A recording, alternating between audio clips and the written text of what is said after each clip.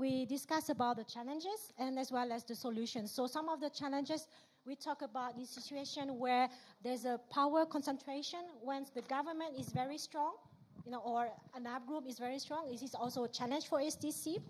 We also, like we say, militarization.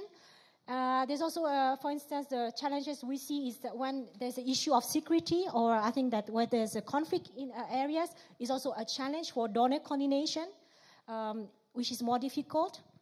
And we also discussed that another challenge is the government priorities versus the needs of the aspect of the affected population.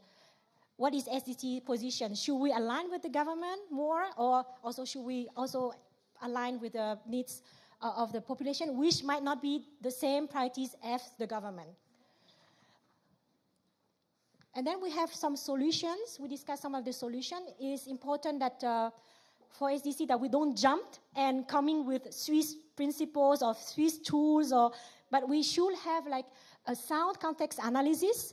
In our group, we talk about mapping of stakeholders, but as well as mapping of policy processes, and also try to have an analysis of the new actors. As the PEMBA, we have we talk about traditional actors. So as SDC, it's important that we take into account all these actors in the countries we are working in. A second solution was to promote NGO cooperation across conflict borders and on non-political issues. So I think it's basically is that we need to engage in dialogue with all actors, government, civil society, and as well as the affected communities, but as well as other development partners. And here is also like increase the participation of the beneficiaries, I guess, yeah. And then we discuss about the rule of law is also important, especially the reconciliation, where sometimes in the context where those groups were actually, I'm not sure how I can frame it. Maybe you can help me, Andreas, for this one. The reconciliation, I have a bit... So it was more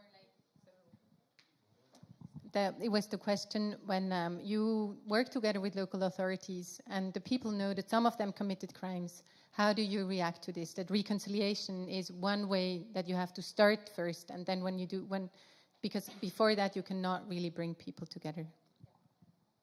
Thank you. Sorry, I was not so sure. And then the second one is that like we discussed is security. In the issue of security or conflicts, it's important that we have a strategic communication is key.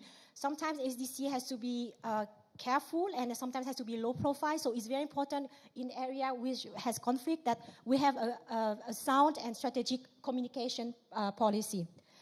And then the last one is that using existing instruments and tools creatively. SDC, maybe we tend to come with new projects, with new tools. I think it's better, it's also lessons actually than a solution, is that maybe we should work like for those tools that are already existing, like basket fund. Maybe we say it's not effective, but maybe we need to try to work on them, build upon them, and maybe refine. Yeah, that's it.